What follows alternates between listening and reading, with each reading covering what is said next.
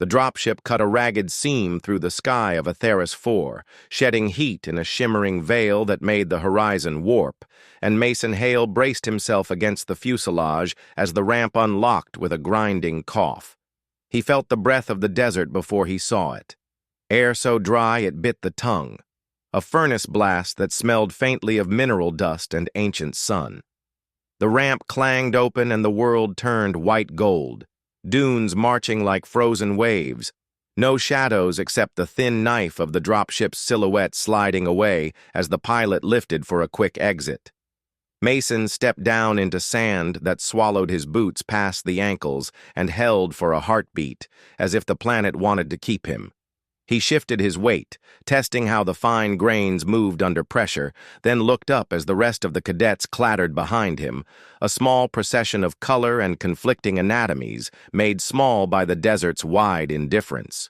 The Brath warrior, sauntering with smug economy of motion, flicked his throat frill and grinned with too many teeth.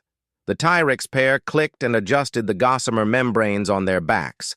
A kith botanist wrapped the last loop of translucent veil around her head to slow evaporation from her moss-lined skin. Mason did a quiet inventory of his own kit while the instructor spoke, counting rhythms with his breath so the heat's first punch would not panic him. Field knife, 2 reflective panels no larger than a clipboard, 10 meters of heat-resistant tubing, a puncture patch kit, 1 collapsible shovel, 1 emergency beacon locked for extraction day only, 1 ration bar, 1 half-liter water pouch taped inside the pack so no one would mistake it for shareable wealth. He felt the pouch's small weight against the spine of the pack, like the presence of a promise that would not last. The instructor's voice rasped through the comm. 5 days, 1 extraction point, no external tools beyond the standard kit, no contact once the dropship cleared the perimeter. Full credit only if the cadet arrived ambulatory. Mason let the words settle like sand in a jar and watched the heat dance above the dunes. 1,000 illusions of water that would never come closer no matter how far a person walked. He tasted old memories then, unbidden but welcome. A winter morning in the mountains of home when his grandmother had taught him that survival was not a contest with nature, but a negotiation with it. She had handed him a tin cup and told him the rules of cold in a voice that never rose above conversational. Move when the world demands it. Rest when the world allows it. Make the environment work while the body stops. He had practiced those rules in snow and pine, in wet wind that gnawed the bones. This would be a new language of the same lesson. He surveyed the cadets as they broke into cliques, drifted by personality or species habit. The Brath warrior, Core if he remembered right, leaned over with a satisfied hiss and said that a human would desiccate by sundown, that sweat was a wasteful design choice. Mason smiled with half his mouth and did not answer. Sweat cooled, sweat signaled the body's conversation with heat, and shame had never quenched a throat. He squinted down at the sand where he stood, noting the grain size and mineral flecks that flashed like hair-fine mirrors. He turned one of his panels in the light and saw the line of glare leap to a rock outcropping 100 meters east. The panel pulsed brightness into his eyes, and behind the brightness the outcrop seemed to breathe. Air moved there differently, a faint shimmer away from the dune slip face, the sort of movement that meant there was structure under the skin of the desert. He marked it with a glance, turned slowly, and let the wind lay a map over his skin. The wind was not strong, but it was steady, coming from the south and carrying a taste that reminded him of rust. That taste meant ironstone, and ironstone meant heat sinks and night reservoirs if a person understood how to ask.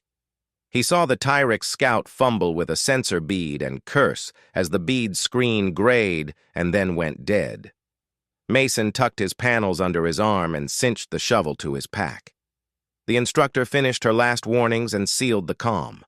The dropship lifted, a brief thunder that dragged a sheet of sand up after it like a reluctant cloak. The sky swallowed the ship, and the wind erased the footprint of its departure. Mason stood with the group for 1 heartbeat more, a courtesy to the social gravity of beginnings, then turned for the ironstone and walked. He kept his stride short to conserve muscle heat, rolling his feet so the sand flowed around the boot and not into it, keeping his eyes low to avoid the white glare that would burn sight out of a person by late afternoon. Sweat came in a clean line down his spine as soon as the wind lost its memory of the dropship's shadow. He let it come. Each footstep released a sigh of heat from the dune, and each sigh echoed back up his bones, a reminder that this planet stored sunlight like a miser. At the base of the outcrop, the sand changed, heavier with a darker grain that did not leap to reflect. The outcrop itself looked like a burst of frozen black flame, plates of stone thrusting into the light at angles that offered paltry shade. Mason crouched in the sliver of shadow and closed his eyes for a count. Heart rate recovery told a person what the mind might lie about. His heart settled in a measured descent, and with the descent came the slow bloom of thought he trusted. He pulled one panel from the pack and set it on the sand, adjusting angle until reflected light broke across a low spur of rock. He imagined heat like a tide that did not break into foam, but sank into whatever held it. Stone held heat, then released it at night. Air moved to balance pressure. Cold formed where hot had been, if a person made that movement serve a plan. He pushed his palm flat to the stone and felt the buzz of warmth snake into his skin. He followed the warmth up and along a fracture line and found a pocket behind the spur where wind pressure had cut a small hollow. The hollow smelled less dead than the open air. He smiled, just a flicker, then hit his teeth, since a grin looked like weakness to a breath. The memory of his grandmother sharpened. He saw her hand setting a pot above coals and a cloth over the pot, and a single tin cup catching what rose from that cloth. He had been a boy then, incredulous that water could come from a frozen world where the stream hid under armor. Heat drove water out, cool gathered it back. That was all a still asked for. Patience and a gradient. He could build gradients here. He looked up. The Brath warrior had followed at a distance, watching Mason as if boredom required a target. Behind the Brath, the Tyrix pair zigzagged painfully, wings held half open to vent heat. The kith had stopped in full sun, and already her moss was paling around the edges, a silent flag of distress that made Mason bite the inside of his cheek. He wanted to call her over, but pity had a price, and he did not know which cadet would choose charity as pretext for theft. He slid two panels together, edge to edge, and propped them on the shovel blade to make a crude, reflective tent over the hollow. He anchored the edges with fist-sized stones, then unspooled 20 centimeters of tubing and threaded it under the lip where reflected light concentrated heat. The air under the panels warmed immediately, a small greenhouse breath that crawled over his knuckles. He took a thin sheet from the puncture patch kit, stretched it into a membrane over a shallow depression he had scraped with the heel of his hand, and sealed the tubing's inlet tight against the membrane's edge. He had nothing growing here to evaporate, no wet cloth to sacrifice, but he had air, and air carried a mouthful of water for those who did not waste it. The membrane formed a sag as the heat rose. He checked the angle of the panels again, adjusted, waited. The desert did not reward haste, it rewarded attention. He felt the Brath's presence like the weight of a stare. He did not look up. The shadow of the Brath fell over the panel, a casual theft of photons, and Mason shifted the panel 9 degrees to steal them back. The Brath made a sound that was probably a laugh and moved on. Mason snapped the cap off the far end of the tubing and ran the line down into the hollow behind the spur, then dug with the shovel in short, deliberate motions, cutting a narrow trench that curved into the deeper shade. The sand here clung in a way that meant it cradled night cold longer. He kept the trench shallow to reduce surface loss, then pulled a patch of the membrane over the trench's end to form a thin-lipped cup. He could not afford to wait for a trickle now, not with the sun rising to its hardest, but he could place the first tile in a path long before the foot touched it. He sat back on his heels, breathed, and drank one measured mouthful from the pouch.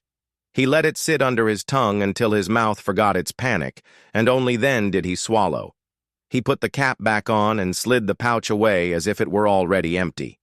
The sand around him hissed softly with boggling heat. Far across the dunes, a mirage lifted a phantom of a lake and then shook it to pieces. He studied the wind again. It had not shifted. Good.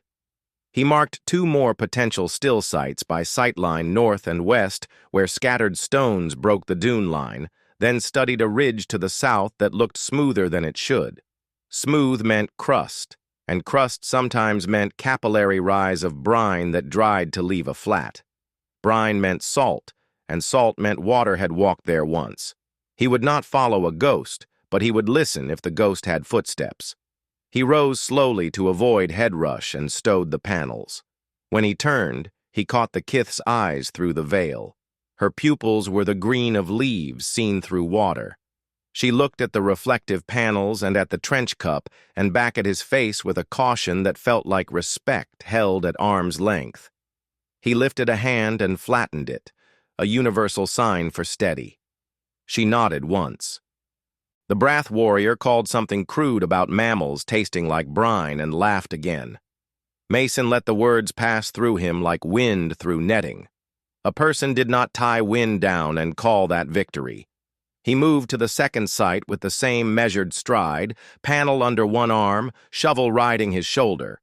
The sun climbed and the light changed flavor from honey to iron to white. Heat began to feel less like air and more like an element all its own, the way water felt in heavy surf. He set the second still, then the third, spacing them along a slight descent that led back toward the original hollow. A chain, not a scatter. He ran tubing between them, shallow buried where he could to protect it from feet and claws and mindless curiosity.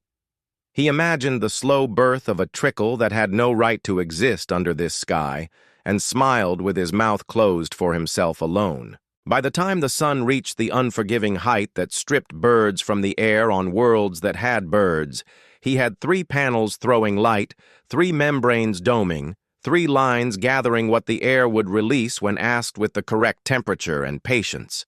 He eased back into the shade and lay on his side to reduce the exposed surface of his body. Sand gritted against the fabric at his hip and accumulated in his collar. He closed his eyes for 20 breaths. He counted each one and listened to his heartbeat's stubborn willingness. When he opened his eyes, a single drop clung to the lip of the cup at the trench's end, fat and obscene. He watched it tremble, watched the wind fail to pry it free, watched it swell a fraction and fall into the depression with a sound so small it was more imagined than heard. He did not put a finger into the cup. He did not touch the system at all.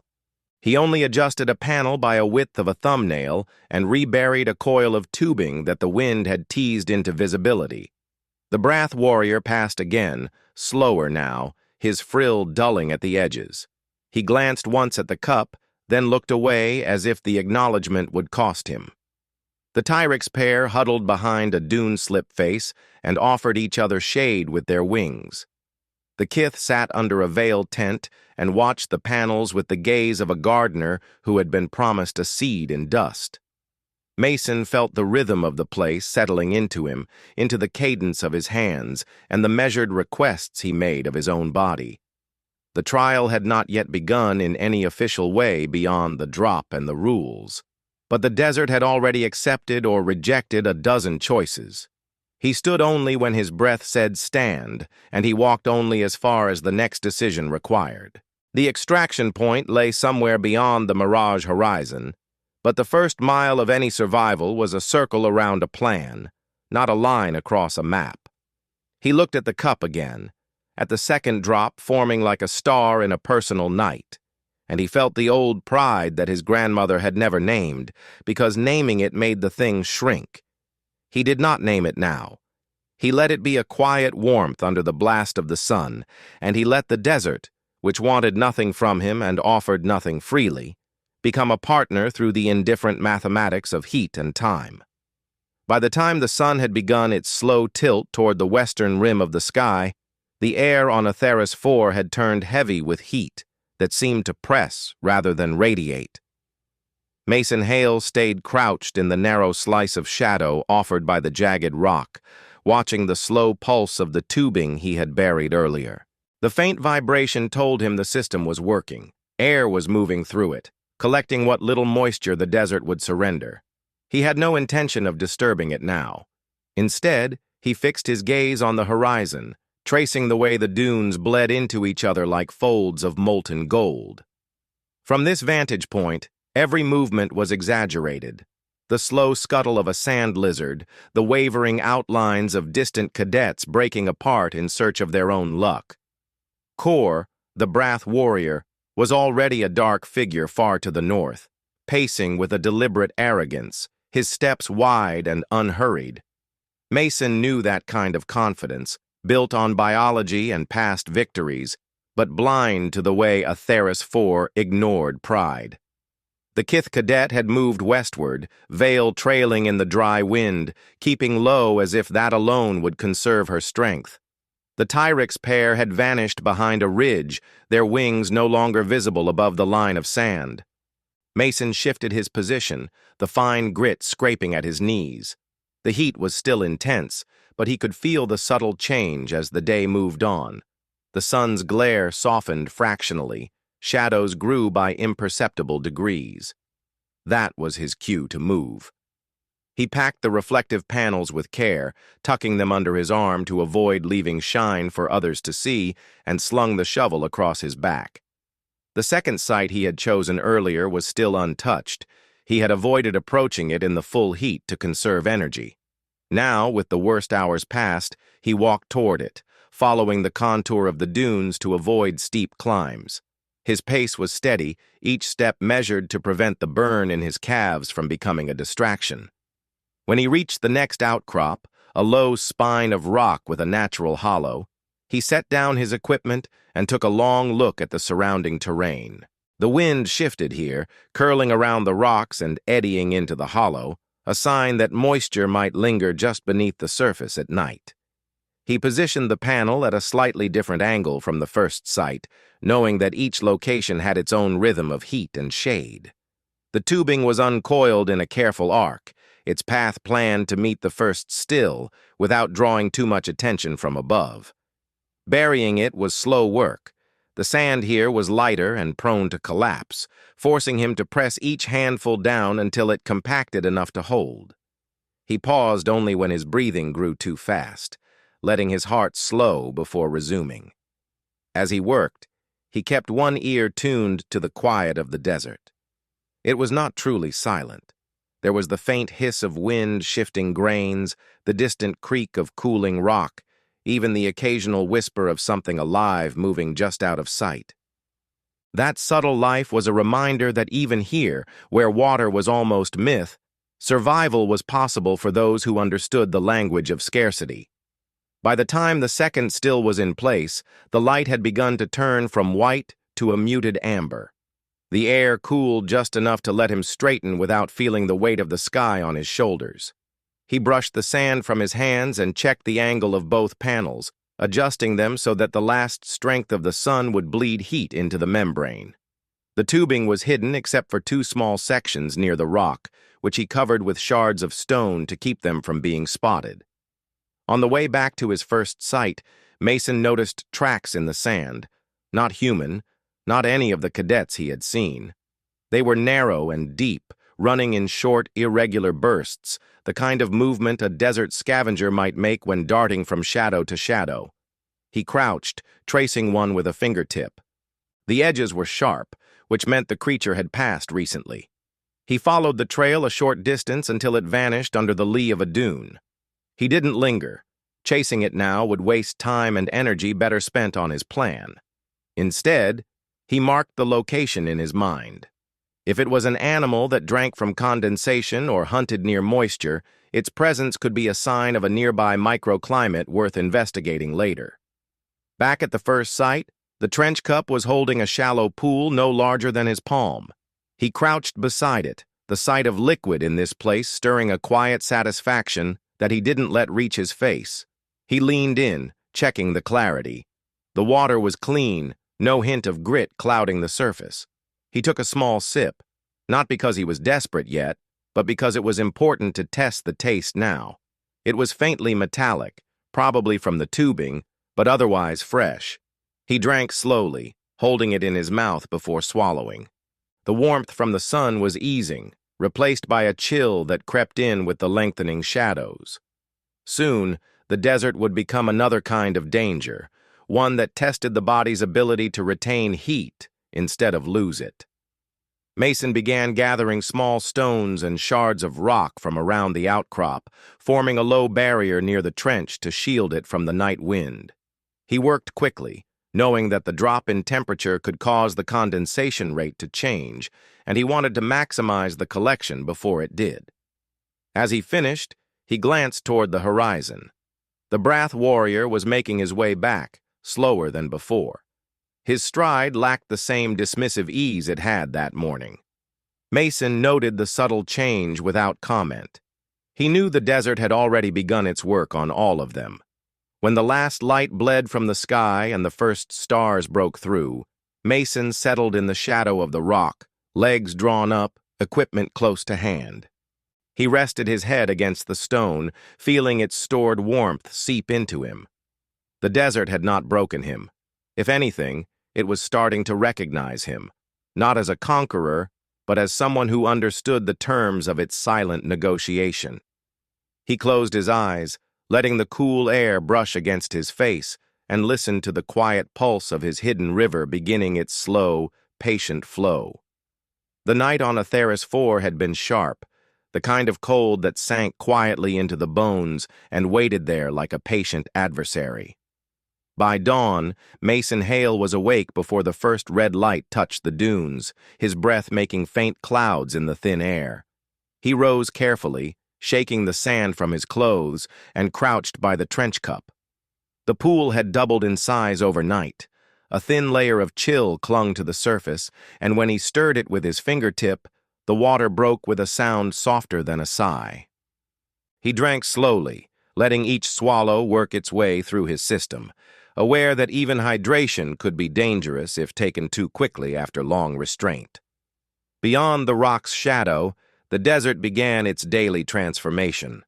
The sky shifted from deep indigo to pale gold, and the sharp lines of the dunes softened as the light spread.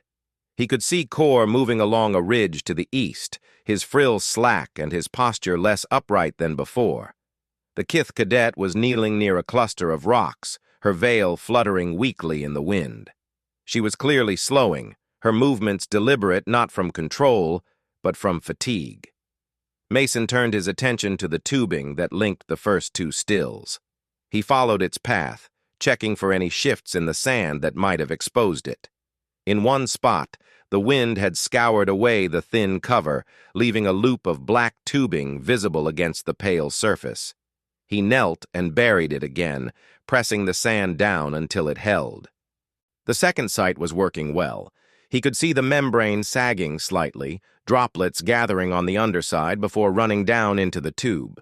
He adjusted one of the panels by a fraction, making sure the first hour of real heat would strike the membrane at the optimal angle. His third site, the one he had not yet visited since its construction, lay farther along the shallow descent he had chosen the day before. The walk to it took longer than expected. The sand here was looser, the dunes steeper, and he had to slow his pace to avoid wasting energy. By the time he reached the outcrop that marked the location, the sun had risen high enough to burn away the cool of morning. He was greeted by a small but steady drip of water into the trench at the base. The site was a quiet victory. 3 functioning points now fed into his hidden river, a thin line of survival snaking beneath the sand. He crouched and touched the tubing, cooler here, which meant the water was moving without stagnation.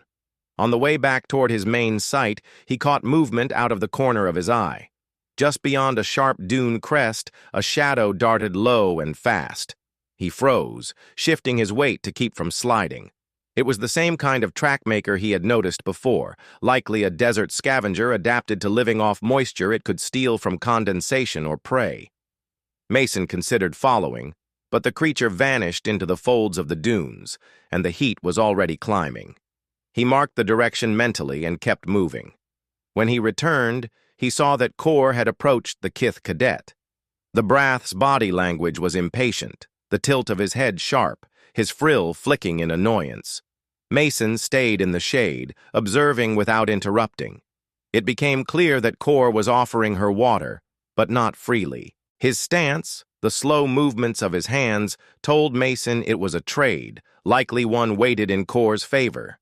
The Kith shook her head once and turned away. The Brath hissed low but didn't follow. Mason filed that away. Desperation could push anyone toward bad decisions, and on Theas 4, bad decisions were costly. As the day stretched on, Mason worked to reinforce his system. He added small rock piles to better conceal the tubing in places where the wind had a tendency to cut away the sand. He shifted his panels to account for the changing arc of the sun, making mental notes about how each site responded to light and heat. Every adjustment felt like tightening the strings of an instrument, each one bringing the whole system closer to harmony. Midday brought the worst of the heat. The air shimmered so violently that the horizon seemed to melt. Mason retreated into the deepest shadow available, resting with his pack under his head, eyes half closed but ears alert. In the distance, he could hear the faint scrape of claws on rock, the sound carrying oddly through the heat-thickened air. He thought again about the scavenger, wondering if its presence might point to a natural condensation source somewhere beyond his line of work. It could be a risk worth taking once his system was stable enough to sustain him during exploration. By late afternoon, the temperature began its slow decline. Mason made another round of his sites, collecting a small amount of water from each. He stored it in a single container, a hidden reserve he would not touch unless absolutely necessary. His own ration pouch remained untouched since the drop, and he intended to keep it that way for as long as possible. As the light faded, the desert revealed another side of itself.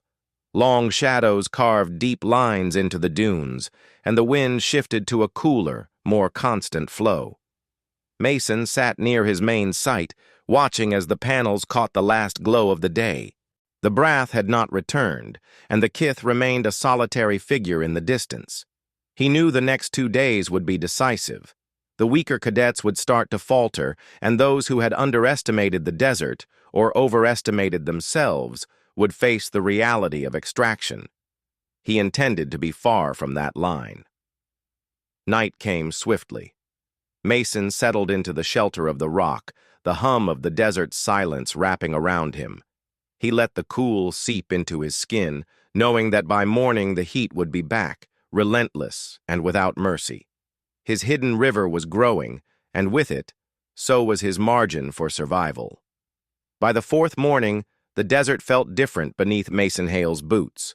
It was still a world of heat and thirst, but the rhythm of it had become something he could read, like an old text whose symbols only revealed themselves after long patience. He woke before the light breached the dunes, rising from his bed of compacted sand and stretching until his joints loosened. The cold bit at his exposed skin, but he welcomed it. It was easier to work when the sun was still below the horizon. His first action was to check the main collection point.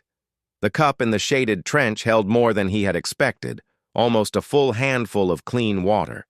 He sipped half, letting it slide across his tongue before swallowing, and poured the rest into a narrow, sealed tube hidden under a layer of stones.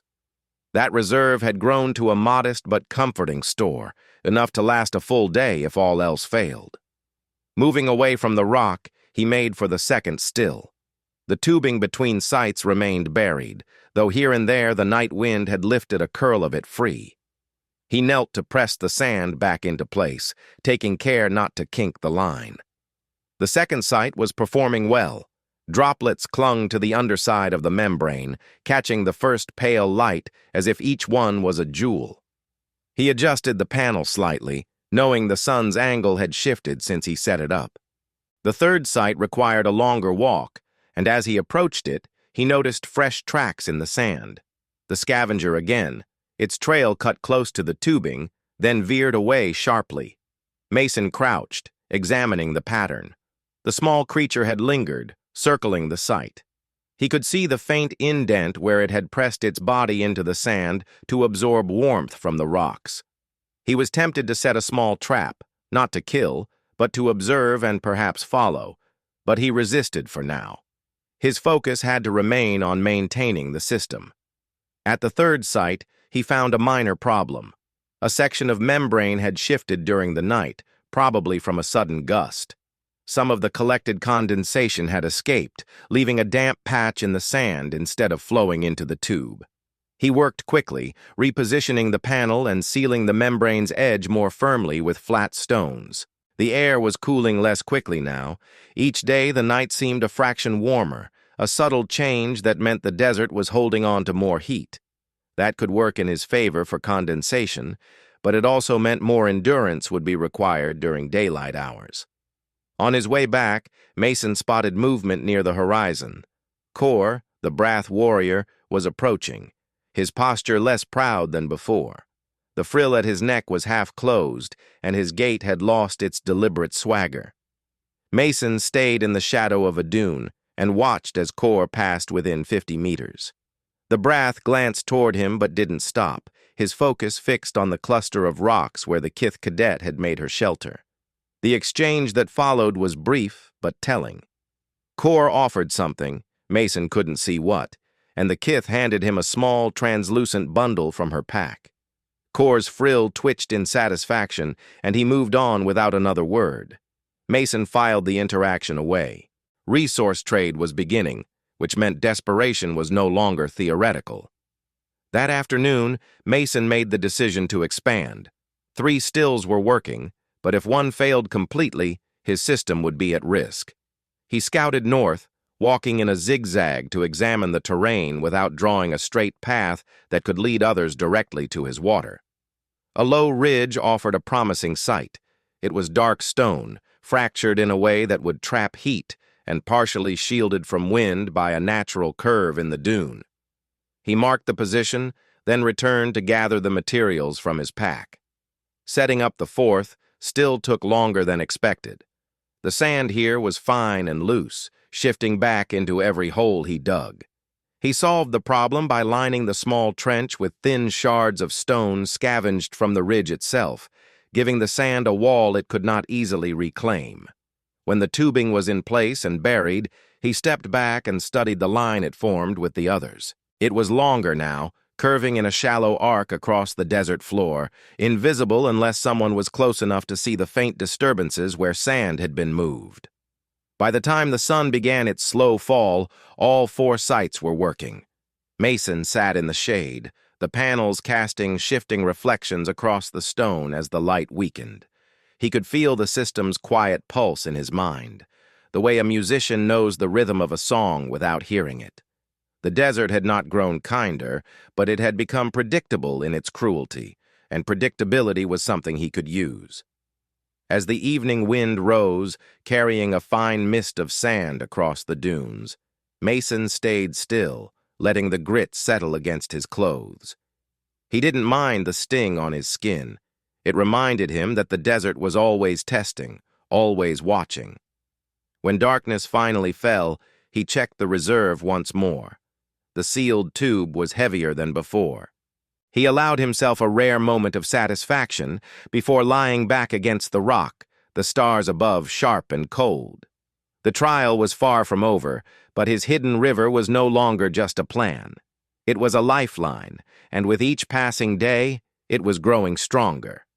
The 5th day began with the faintest glow on the horizon, a thin smear of light that promised heat and trial in equal measure. Mason Hale rose from his place against the rock, brushing away the layer of fine sand that had drifted over him in the night. The cold air bit at his face, but he welcomed the clarity it brought. His muscles were stiff, yet they loosened quickly under the practiced rhythm of movement he had settled into over the past days. He moved first to the main collection point, kneeling to inspect the cup in the trench. The water level was higher than ever, clear, cool, and untouched. He allowed himself a single mouthful, savoring the way it washed the dryness from his throat, before sealing the rest into the hidden reserve. The reserves now had weight to them, enough to make the container feel substantial in his hand. That weight was more than liquid. It was the proof of the plan's success. He walked the length of his network, starting at the first still and moving along the arc he had built through the desert. At each site, the panels caught the early light, the membranes glistening with dew-like droplets that slid obediently into the tubing. The slow pulse of movement under the sand was steady, almost reassuring. The fourth still, the newest one, was performing better than expected. The natural curve of the ridge shielded it perfectly from the worst of the night winds. Mason adjusted the panel's angle slightly to catch more of the morning heat, his hands moving with quiet precision. Halfway between the second and third stills, he paused. The tracks of the small scavenger cut across his buried tubing again, but this time they lingered longer near the line, looping back and forth. Something about the pattern told him the animal had discovered the faint condensation that sometimes gathered on the tubing's surface before being absorbed. Mason considered this for a moment, then knelt to rebury the line more deeply. He pressed the sand firmly, disguising his work with the natural ripple of the dune. The last thing he needed was for the creature to begin digging. Such a disturbance could draw attention from other cadets. When he reached the farthest point, he scanned the horizon. Kor was visible in the distance, his movements sluggish, his frill clinging tight to his neck. The Brath warrior no longer carried himself with the same confidence. His path was unsteady, and every so often he stopped to rest in the shallow shade of a dune. Farther west, the kith cadet was still moving, but at a slow, measured pace, conserving her energy. Mason understood now that the desert was not merely testing them, it was shaping them, stripping away pretenses until only function remained. By midday, the heat had reached its peak. Mason retreated to the deepest shadow he could find, crouching low, conserving every movement. The air shimmered so violently that the dunes seemed to breathe. He rested, his mind running through contingencies. He could hold his water supply for another 2 days without strain, maybe more if the nights remained cool enough to encourage condensation. That meant he could afford to help someone if it became unavoidable, but he would choose that moment carefully. Late in the afternoon, as the sun began its slow descent, Mason noticed movement near the ridge where the fourth still stood. The kith cadet was approaching, her steps dragging in the sand.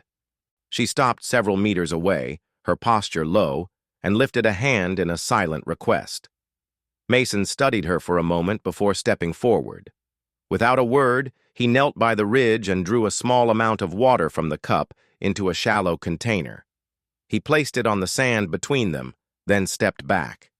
She moved forward, lifted the container, and drank slowly, her eyes meeting his briefly in quiet acknowledgement before she set it down and turned to leave. Mason watched her go, understanding that in this environment, even gratitude had to be simple and wordless. As evening fell, the wind shifted to a cool, steady flow. Mason made his final inspection of the day, securing the panels against the night gusts and checking each membrane for tension. The tubing was all buried, the reserve sealed, the system ready to work while he rested. The desert sky turned to a field of cold stars, sharp and unblinking. He settled into his usual place against the rock, the warmth of the stone fading slowly into the air. When the first drop of night moisture slid down the tubing toward his hidden cache, Mason felt a deep, unspoken certainty. He had not just survived the desert, he had adapted to it, shaping its own forces into his ally. The hidden river beneath the sand was more than a lifeline now. It was proof that ingenuity could outlast strength, that patience could overcome brute resilience. The trial's end would come with the extraction, but for Mason, the outcome was already decided. The desert had tried to break him, and instead, it had become his partner in survival.